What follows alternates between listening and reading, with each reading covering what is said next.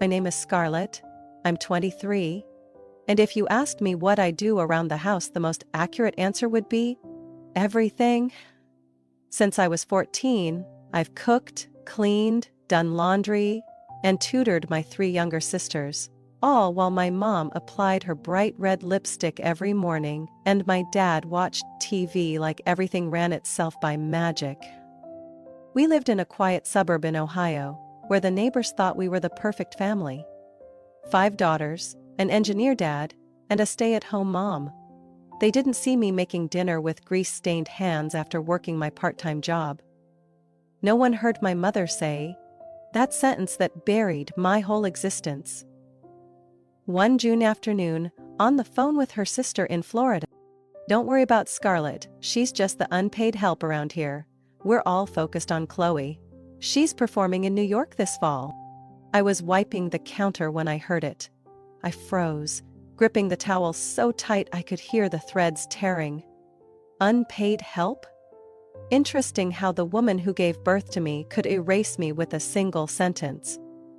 Chloe, the youngest, 11 years old, took private piano lessons 3 times a week, competed in state competitions every month, wore custom-made dresses from New York, and was called the angel of the family. I gave up art class in 7th grade so Chloe could afford her first lessons. When I asked why, Mom said just one thing: "You're the big sister, you understand." I did understand. I understood that cleaning the house was my duty. I understood that when Dad walked through the door, dinner had to be hot, the table spotless, and Chloe seated in a clean dress, with her hair brushed and smile rehearsed. I understood that my role was to be the quiet shadow behind my sister's spotlight. When I said I wanted to go to college, my mother laughed, like I just told her I wanted to be an astronaut. "Be realistic. Who's going to take care of the house if you leave?" So I stayed silent. But I didn't give up. For 2 years, I worked part-time at a gas station and secretly applied to the University of Illinois. Music education. The major I used to dream about back when I played piano, before Mom made me give up my lessons for Chloe. The acceptance letter arrived one afternoon while I was doing laundry. I read it in the bathroom, tears silently streaming down my face. I had done it. I got in. But I couldn't tell anyone. If Mom found out, she'd laugh. If Dad found out, he'd shake his head and go back to his baseball game. And Chloe would cry, like always, if I wasn't there when she needed me. I hid the brochures and scholarship papers under my mattress.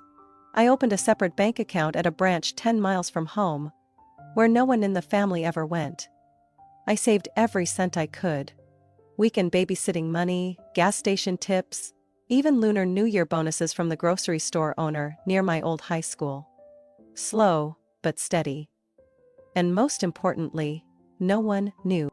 It wasn't until my mother called me the help, casually, without guilt, that I finally saw it clearly.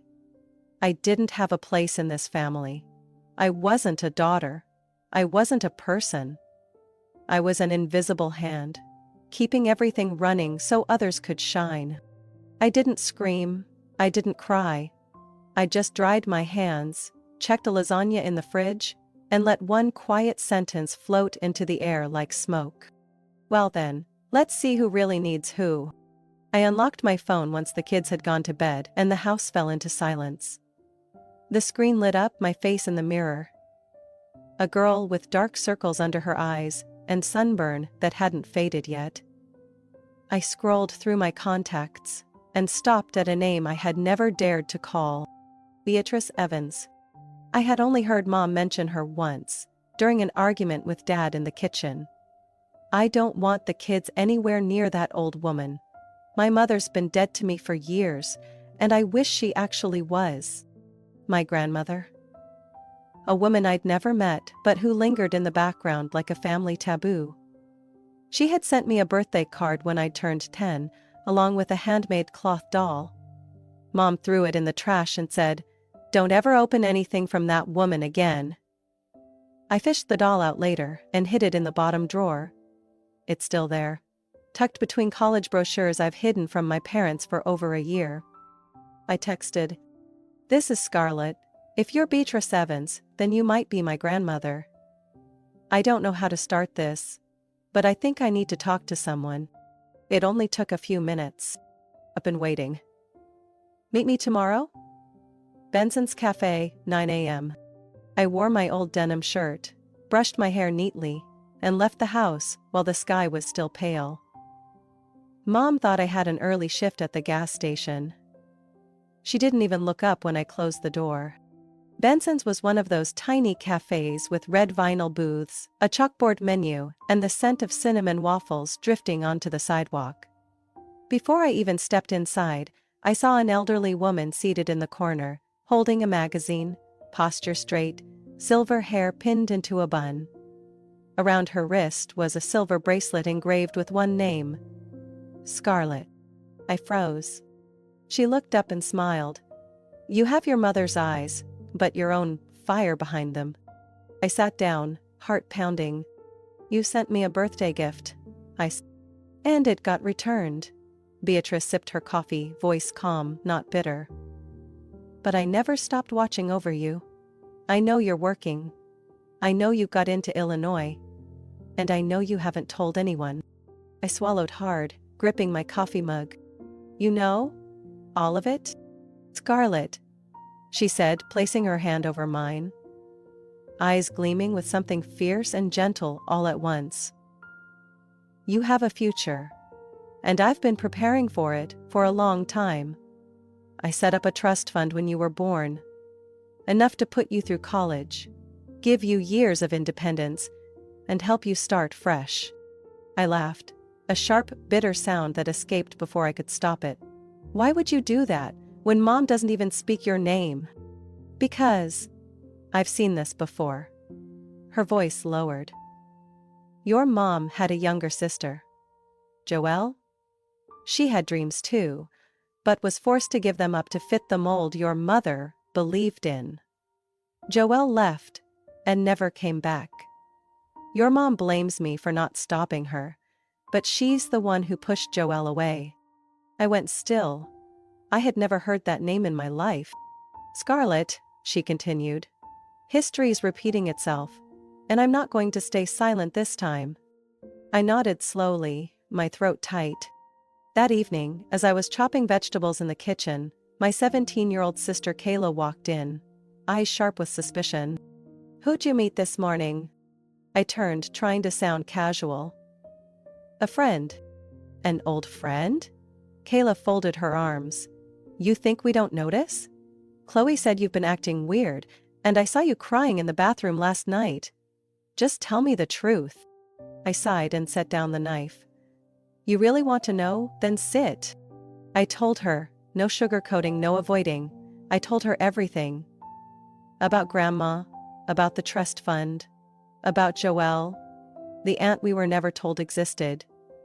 Kayla sat frozen. After a long pause, she whispered, "You think Mom would do the same to me if I ditched law school and went into photography instead?" I looked at her. Her eyes, they mirrored the same mix of fear and hope I once saw in mine. I nodded. And Kayla nodded too.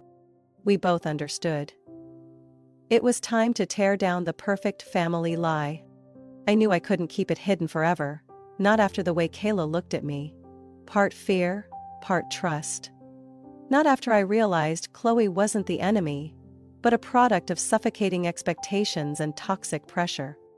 That night, I placed my college acceptance letter in the middle of the dinner table, the very spot where Mom usually laid out the family budget at the end of every month, and sat down to wait. Dad was the first to enter the kitchen. He glanced at the envelope, opened it without a word. His brows furrowed as his eyes scanned the line. "Congratulations, you've been accepted to the University of Illinois." "What is this?" Mom walked in right after, arms full of Chloe's recital dresses. "What's that, Frank?" He handed the letter over. The room turned cold, like someone had opened a freezer door. "I got into college," I said, my voice as sharp as steel. "Music education, starting this fall." Mom didn't look at me. She read the letter carefully, then let out a quiet laugh, the kind that slices like paper. "Scarlett, are you serious? Who's going to run the house? Who's going to take Chloe to practice every week?" "But me, not anymore." Her head snapped up. "You don't get to make that kind of decision. This is a family, everyone sacrifices." I pulled out my phone and hit play. Mom's voice from the day before rang out loud and clear. "Don't worry about Scarlett, she's just the unpaid help around here." No one said a word. Mom's face lost its color. Dad clenched his fists. "You recorded me?" "I didn't have to, it was already carved into my memory," I said, staring straight at her. "But I figured you should hear yourself for once."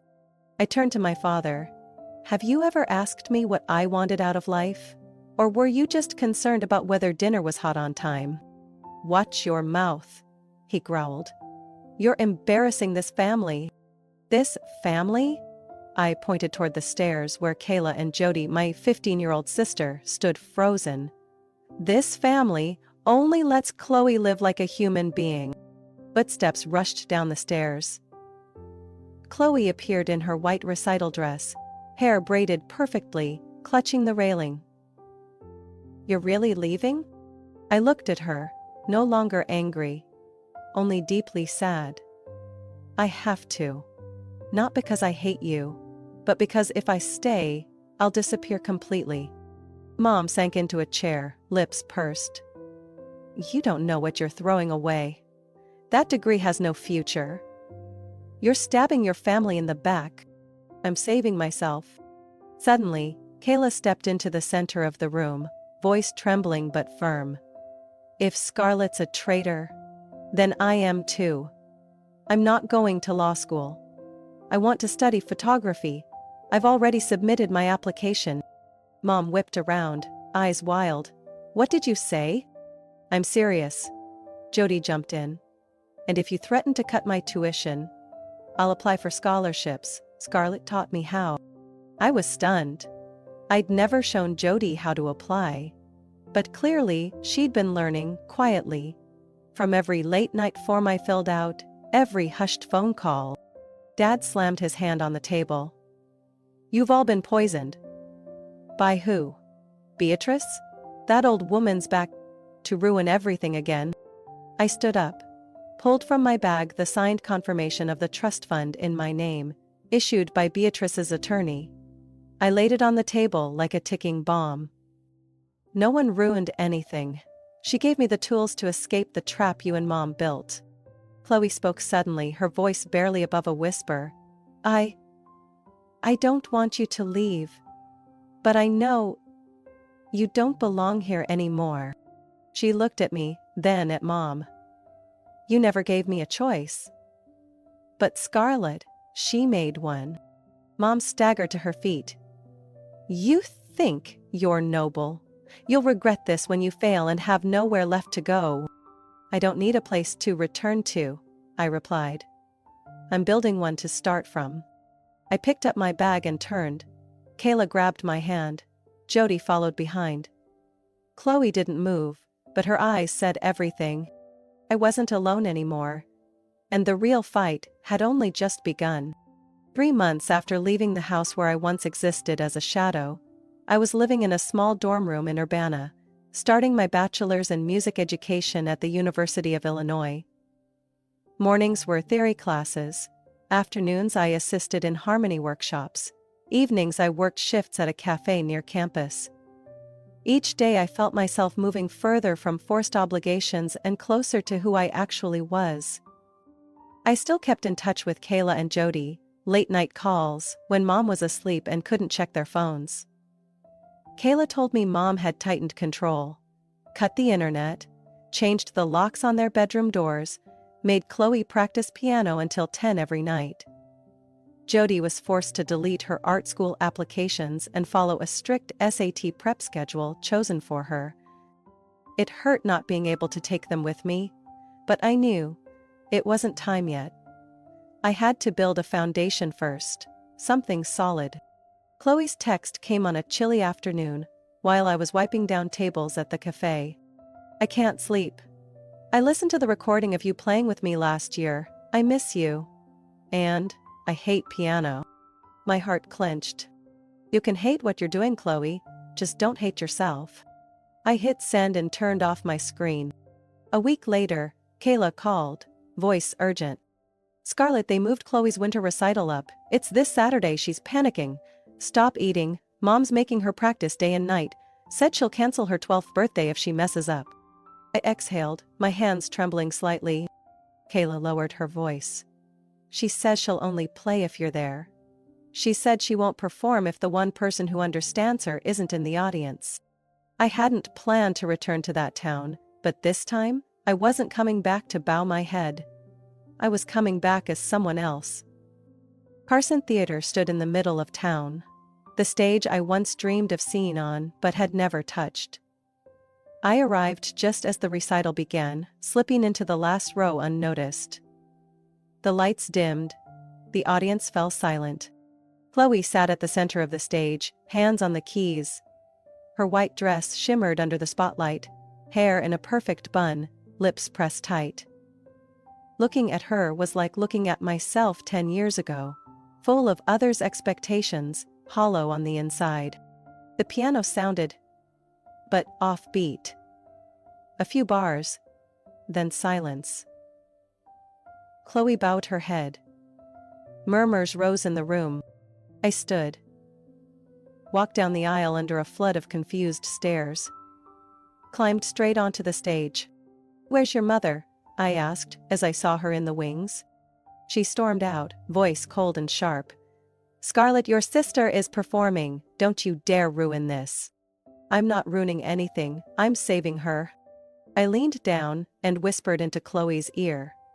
"You don't have to play that piece. Play what you want." Chloe nodded, trembling, then placed her fingers on the keys and played a different melody, not from the program, not perfect, but raw and breathtaking. The judge, seated in the center, a silver-haired woman with a red pen in hand, rested her chin on her palm and listened. When Chloe finished, the hall stayed silent. Then came applause. From the judging panel itself. "What's your name?" the woman asked. "Chloe Henderson," she replied, eyes still glassy. "Who taught you that piece?" She looked at me. "My sister." I bowed my head slightly. After the performance, I was called into the judge's room. The woman? Judith Lang. Introduced herself as the head of admissions for the Chicago Youth Music Program. "Miss Scarlett, we need mentors like you, really. Not ones following outdated curricula. Someone who actually connects with the kids. Would you be interested in assisting next semester?" I was stunned. Half of me wanted to scream. The other half could barely speak. "I'd love to." My mother showed up right after, grabbing Chloe's wrist. "We're leaving," she barked. Chloe stepped back. "No, I want to talk to Scarlett." I moved in front of her, shielding her with my body. "You can drag her home, but you don't get to control me anymore." Mom looked at me like she wanted to slap me. But she couldn't. Not in front of everyone. Not while I was standing tall. I leaned down and whispered to my youngest sister. "When you're ready, I'll always be here." And this time, I walked away without looking back. The girl who used to be the shadow was now the light. 2 weeks after Chloe's fateful recital, I was invited to a board meeting at Greenbridge School of Music, the same place that rejected my scholarship application at 17 because I lacked a complete family profile. This time, I walked in wearing a different title. Official Teaching Assistant for the Midwest Youth Talent Program. The door was opened by Judith Lang, the same woman who had shaken my hand after Chloe's unexpected performance. She handed me a thick envelope. "Welcome to the Greenbridge Board of Directors, Scarlett. We just approved a new seat for a community representative, and no one is more qualified than you." I stood frozen. I'll have a vote in school policy?" "Not just that," she smiled.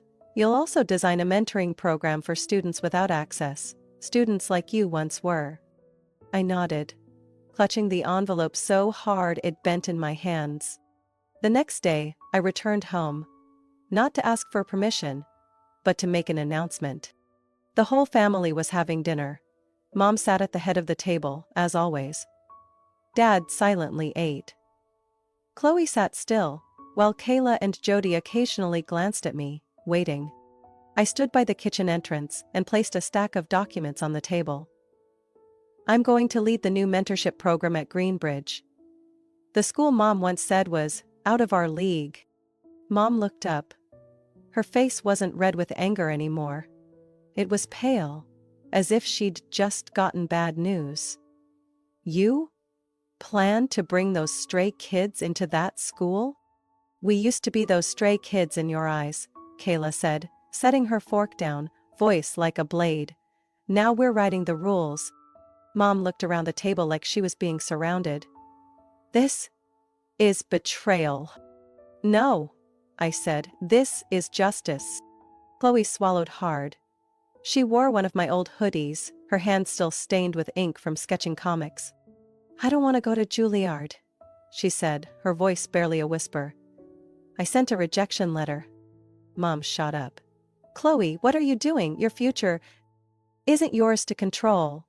Chloe cut in, locking eyes with her. I want to live, not perform. My father put down his knife and fork. A small gesture, but in our house, it was seismic. Marilyn, he said slowly, we were wrong. Mom turned to him in disbelief.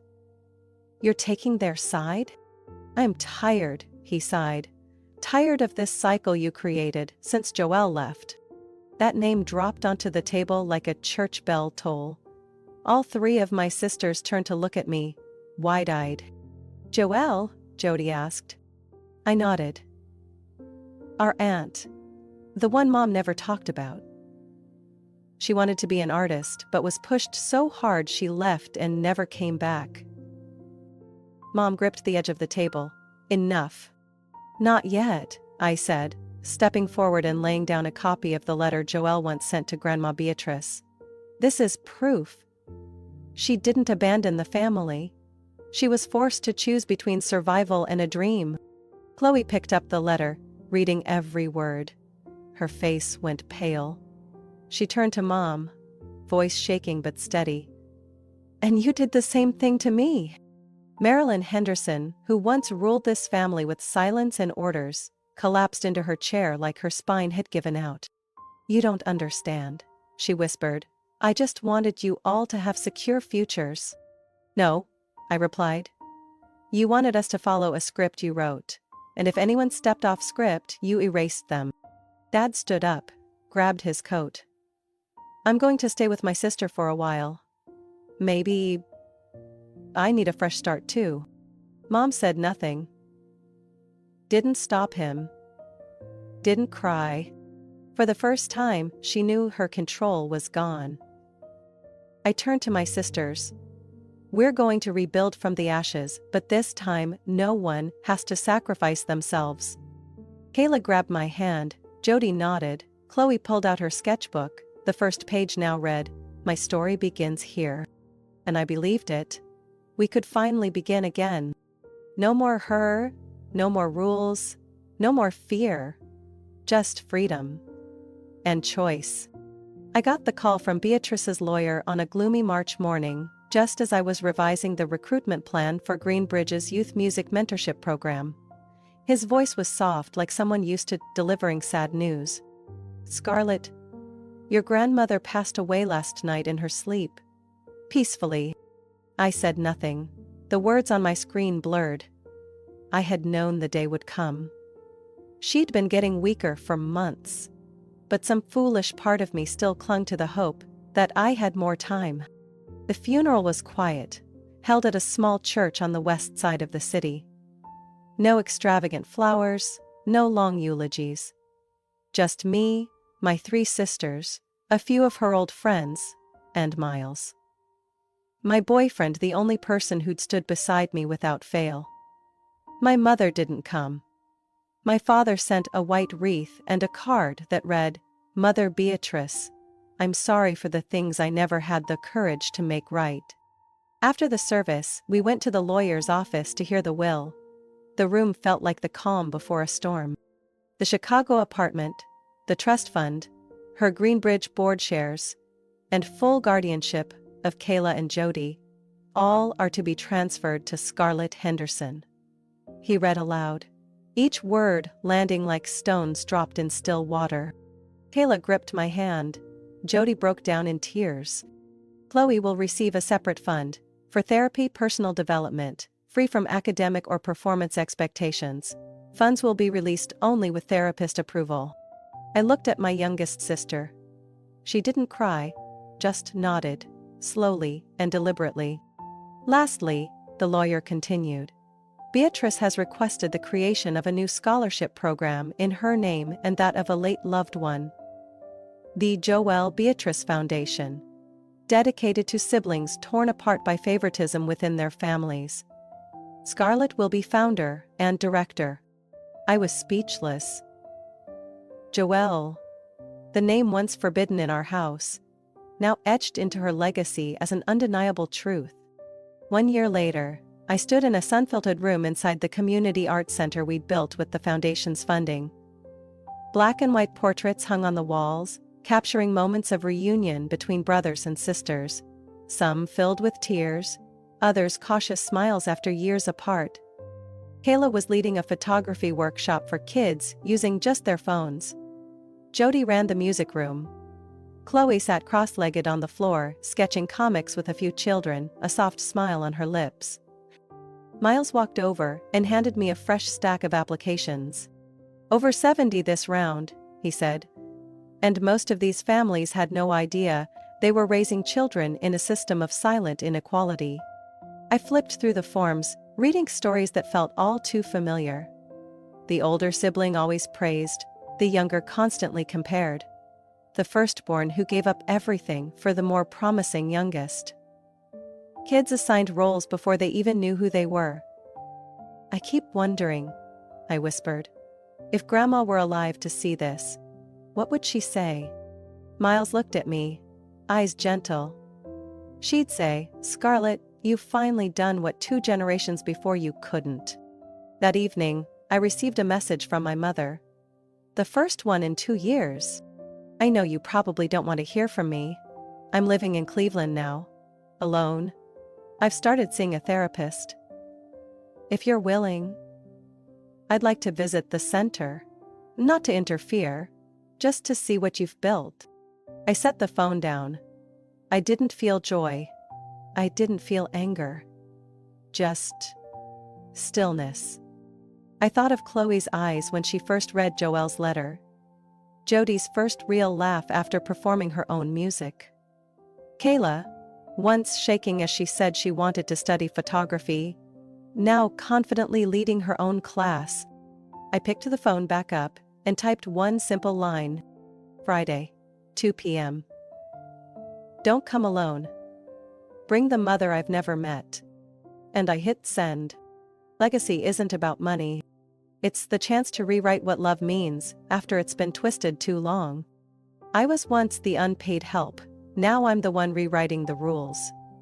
And no one can erase me from the family story ever again. One late spring morning, I woke to the soft strumming of guitar strings drifting in from the back porch. Not piano.